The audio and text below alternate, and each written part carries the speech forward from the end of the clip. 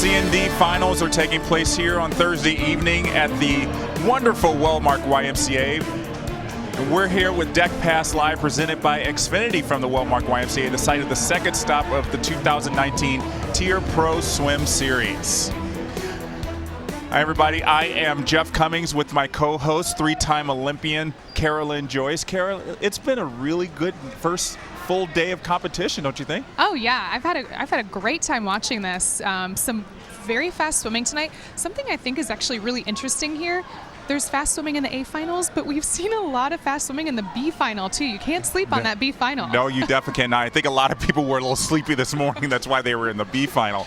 So we've talked in the earlier show today how we're about 4 months away from World Championships. A lot of the people we see here are going to be at World Championships. I think people are getting pretty serious about this. They know that, time's ticking and they've got to really get up their game, and now they're getting a chance to race and see how the winter training's been going. Oh yeah, absolutely. This is like kind of the fruits of your labor from winter training, and we see a lot of the U.S. swimmers swimming fast, but also internationally. There's a ton of international swimmers here that will be competing at Worlds that are lighting up the pool. Yeah, one thing we saw was that women's 400 freestyle. Li Bingji just put down the gauntlet for Katie Ledecky. I think those two are really going to be battling it out in that 400 freestyle. I'm sure Katie watched that race and said, okay, in the pool tomorrow, I just got to just a little bit harder because it's not going to be as easy as it used to be. It's motivation for sure. Yeah. So we talked about World Championships just right around the corner. One of the people who's going to be at the World Championships for the United States is our guest tonight.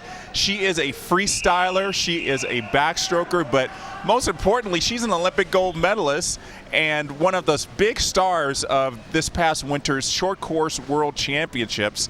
One of the things we're going to be really watching for our guest today is really if she can make, how many events could she make the Olympic team in 2020? She was only in the 100 backstroke in Rio, but our guest today, Olivia Smoliga. Hi, you guys. Hi. I think you really are just one of the most versatile swimmers for the United States. I mean, you've got so many events that you could possibly qualify for in the Olympics. Thank you. Have you started to set your schedule for Olympic trials yet? Not yet. I try to take it 1 meet at a time. My coach, Jack Bowerly, who also coached Carolyn, kind of taught us that, not to think too far ahead. But, of course, 2020 is definitely in the back of my mind while I'm at these meets. I've been trying to improve on my freestyle a little bit more to get on those relays for sure. Backstroke has always been my strong suit, but of course I do want to tap into my versatility as an athlete, so I'm trying my best. So you don't want to look too far forward, but I want to look back just a few months just 2 months, if you don't mind. Just a few months to the World Championships in China. What a meet you had! You almost got into the double digits in medals. Thanks. I mean, obviously, everybody wants to win as many medals as possible, but did that meet or exceed your expectations? It definitely exceeded my expectations. I went in feeling really confident, really strong. I love short course, so it was really fun. And of course, I got to up my medal count due to relays and the added events, and so I understand that. But the fact that I was able to come home with some hardware was more than enough for me. And on top of all of that, I was able to go best times, which to me just shows improvement over the years, which is all that I look for when I go to a swim meet. So you definitely shined on the relays, but we can't discount the fact that you did, I think we counted 12 races. You earned those 8 gold medals. I have to believe that swimming at NCAAs, over 3 days has really prepped you for that meet. Can you talk about that, the similarity there? Absolutely. I compared it to NCAAs throughout the whole time that I was at China. By the end of NCAAs, we're on those relays and the prelims and finals as well, and it's 14 swims total by the end of 3 days. So of course it's stretched out over a 7-day period in China or whatever World Championships you go to, but it definitely is comparable. So I think I was really fortunate enough to have the NCAA experience that I did to translate it over internationally, which many people I don't think about or discredit NCAAs as just college swimming or whatever, but it does prepare you for meets like these, I think. So you are now a professional swimmer. Your time with the University of Georgia, the collegiate team is done. You're there with a great pro team. Obviously, you guys have to be really close. You guys pretty much all of you went through that college system together. Yeah. Do you guys hang out a lot in Athens after swimming? What do you guys do around town? So when we're not recovering and sleeping and stuff, I guess we'll hang out a little bit. But yeah, I mean, it really is all eat, sleep, swim for us. And because we're such a tight-knit group, we do try to do a lot of things together, go out to dinner, go to the movies or whatever. So it's really nice having the friend group that comes along with it, but the fact that we all have the same goals, the same motivation, and we're at practice for the same reason, to make international teams, to win medals for Team USA. It's very inspiring to be with that group of people. When you are really in the throes of training and it's getting so tough and your mind just goes to those deep, dark places, who's the person on the team who can lighten things up? Floyd. Yeah, Floyd, right? No, definitely Chase Kalish, I would say. It's his birthday today, so happy birthday, Chase. But no, he definitely lightens the mood for sure. You know, it puts things in perspective. You know, we're training and it's really hard, but everyone's training. Everyone's sore, everyone's lifting weights and just doing the grind. So as long as you can keep a positive outlook on everything, that's the most important part of it, you know? Olivia, you're one of my favorite follows on social media. I love the camaraderie that you and your brother have. He's a hockey player. But I also love following your cooking adventures. I see that you now have 2 waffle makers because one wasn't enough. One wasn't enough. Yeah, I definitely, apart from the fact that we fuel our bodies as athletes with nutritious food, I just do love to cook. I find it very therapeutic. But I do have 2 waffle makers. I got one from Santa's, I'm sure you've seen, and then one from my friend. It's a heart-shaped waffle maker. Nice. But yeah, I try to make food interesting and not the typical, you know, grilled chicken, brown rice, and vegetables that you're supposed to fuel yourself with. So. And you're 100% Polish, right? Yeah, so you're first generation in your family American. Does that influence your cooking style, your recipes? It does a little bit, definitely. We just had Fat Thursday for us, which is last week, and we had Fat Tuesday this week. And so you have pączki, which are these deep-fried donuts that are jelly-filled and powdered sugar on top. So maybe I shouldn't be saying that I eat those, but it definitely does influence me a little bit. But I try to eat as healthy as possible as well. Well, obviously it does help, and we have to have a few. You have to have a cheat day. No problem with that. Yeah. And I think it's serving you well. 50 back to 900 free tonight. It's a pretty tough double. We're going to show the 50 back that you swam tonight. It was a really tough field there. You're in lane number 6, which is third from the bottom. Mm-hmm. This is probably your first time seeing it. Talk us through this. Yes. You know what? I was feeling a lot better about it tonight. I feel really strong. I feel like I'm definitely pulling a lot more water. I think my only problem is I just didn't have the speed that you can see. Kathleen's got just an incredible tempo over there in lane 3 or 4 right there, which I think will come with rest and maybe lifting a little less or whatever. But I'm very pleased with it. I'm excited for the 2 back tomorrow, which isn't necessarily ever my strong suit. So hopefully that strength will translate to the 200 and the 100. Yeah, I think that's really important to be able to do the 200 because it helps your endurance. Absolutely. Yeah, and I don't want to be labeled as just a sprinter and you know, be giving crap for only doing sprint group. You know what I'm saying? So, yeah. It's going to be really important, I think. And like you said, you know, you're still working out your schedule. I mean, who knows? A 200 backstroke just may fall in there. You never know. 2 years ago, I never would have guessed that you would say that. I But know. I like it. I like it. I like the toughness that comes along with it, and just having that again in the back of my mind that I've done the 2 bags, so 100 bag is just half that. So just go out, go for it. Who cares if it hurts, type of thing, and see what happens. So. All right. Well, Olivia, thank you so much for joining us here. Thank you for having me, you guys. You're very welcome. Come back anytime and Thank you. enjoy the. I'm sure you've got some good dinner plans tonight. What's on your mind? I'm gonna Uber Eats, I think. Maybe just stay in my hotel, eat in bed. I love doing that as Netflix. So Netflix and chill or whatever. Yeah. It's a good idea. All right, thank you so much, Olivia. All right, so our swimming is not just about what happens here at the pool. We don't try to reach out to the communities just by hanging out at swimming pools. Recently, 2 Olympians, Cullen Jones and Marissa Correa McClendon, went to Washington, D.C. to talk more about the importance of getting minority swimmers in the pool. Check it out. We're here at the booth with USA Swimming and Sigma Gamma Rho for Swim 1922. We're grabbing everybody we possibly can to teach them how important it is to learn how to swim. We're taking pictures. We're having a lot of fun here. It's all about celebrating how important it is to learn how to swim and getting the word out. We are excited this week to bring a delegation here in Washington, D.C. to attend the Congressional Black Caucus Annual Legislative Conference. And while we're here, we're also conducting a community outreach through our Swim 1922 initiative, which is our drowning prevention partnership with USA Swimming.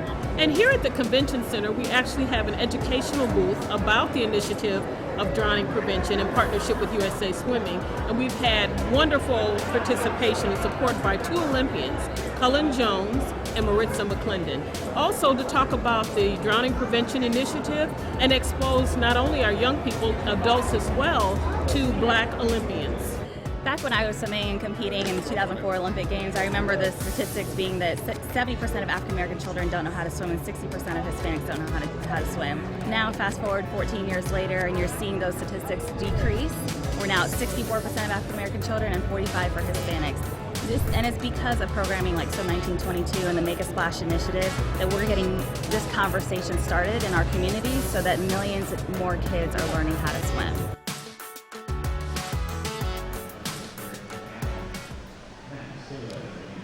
We're back here at the Wellmark YMCA where the C&D finals of the TYR Pro Swim Series are still taking place just over our shoulder back here. Again, I'm Jeff Cummings with Carolyn Joyce. And Carol, one of my favorite, well, it is my favorite event, the men's 100 breaststroke. And like I said after the post-prelim show, we had 5 swimmers under 101. And I was really anxious to see if we were going to get 1 or more swimmers under a minute. We got it. We got 2 swimmers under a minute. And it was still just a great race. I mean, like I said, we got a big race for the U.S. Olympic trials. We got 5 people who could potentially take those 2 spots, and most of them were in this final tonight. So let's take a look at that. And really, 2 of the names I was really watching were Cody Miller, who was the top qualifier in lane 4, Michael Andrew in lane 3. So Andrew is 3rd from the top. Cody is right next to him to his left. And Michael got out to a really good start here. You can see he's really, I mean, he stayed long underwater, but he really had a lot of great momentum through there. And I was really impressed with the way he really swam that first 50. Oh yeah, he's got so much forward momentum here, and I think something that's really interesting with Michael Andrew is he's backing up the summer that he just had. You know, Yes. going to nationals, winning 4 titles, and then coming here, throwing down the fastest 100 breast, and it's probably one of the most competitive events going into the 2020 Olympic trials. Yeah, it's going to be a great final in Omaha. So as we see here, Michael is really keeping up his speed, but I mean, it's still, look at that.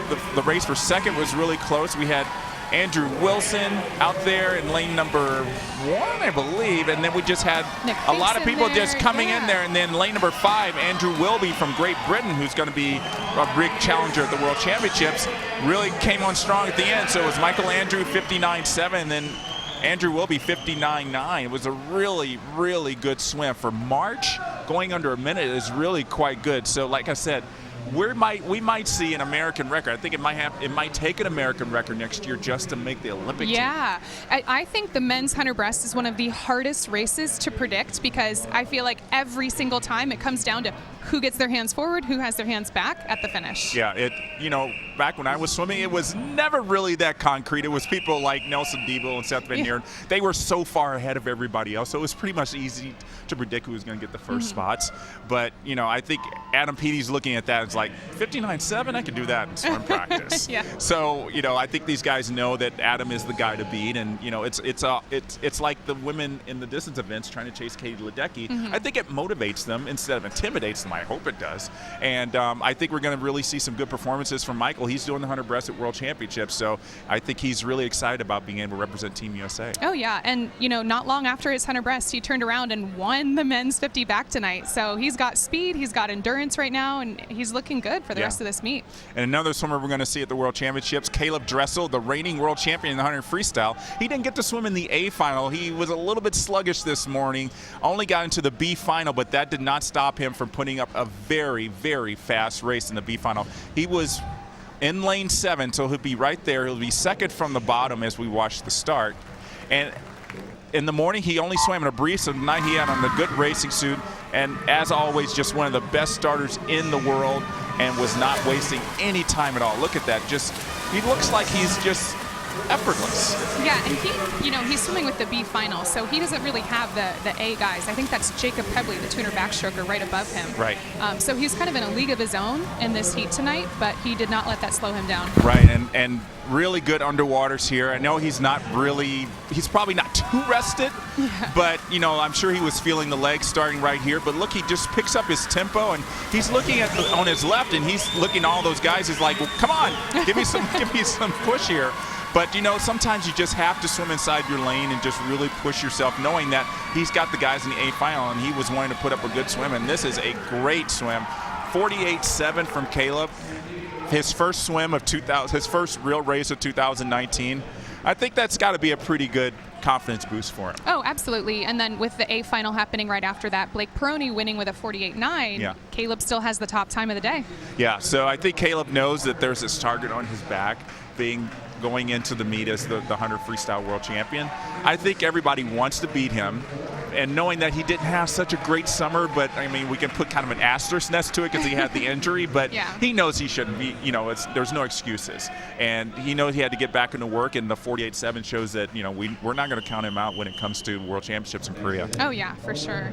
So we got a lot more racing tomorrow. We're going to see a lot of Olympians from not just the United States, but around the world racing for a lot of glory here in Des Moines. I mean, there's the money you get for getting top 3 is exciting and a very motivating incentive for a lot of these athletes to get up and race in the prelims so you get yourself in the final and give yourself a shot to get in that top 3 and put up some good times that will make everybody notice who you are. Oh yeah, this meet is just going to keep building momentum for all these athletes for the rest of the Pro Series and then leading into Nationals and World Championships this summer. It's all about momentum. Yeah, so before we close up, when you were watching all these races, what was the thing that stood out for you most with the racing? Oh man, I'm going to tell you my favorite swim of the night is Kathleen Baker's 100 breaststroke from the B final, your favorite event. We had Kathleen Baker, the backstroker, go a 108 tonight. I was not expecting that. How about you? Well, I wasn't expecting it, but it's really good training for her 200 IM. Yeah. And I think that, that was something that I remember, like Katie Hoff used to do that. She used to do, I think when she was swimming with Paul Yetter, Paul would have her swim like 100 of every stroke in a meet, and it would help her 200 IM. And then in another meet, she'd do 200 of all the strokes to help her 400 IM. So I think that's, Kathleen was like, let's get some breaststroke racing here, just kind of see how things are shaking out. Most times backstrokers don't double as breaststrokers, so I thought that was a really impressive swim, know. Yeah, and I'm one of those few people who likes doing backstroke and breaststroke, so I think Kathleen and I are kind of kindred spirits now. So that's really good to see. So again, be sure to watch us tomorrow after prelims on usaswimming.org, after prelims and after finals. Carolyn and I will be having another great guest on the show. You don't want to miss that. So thanks to everybody for joining us tonight, and we'll see you tomorrow.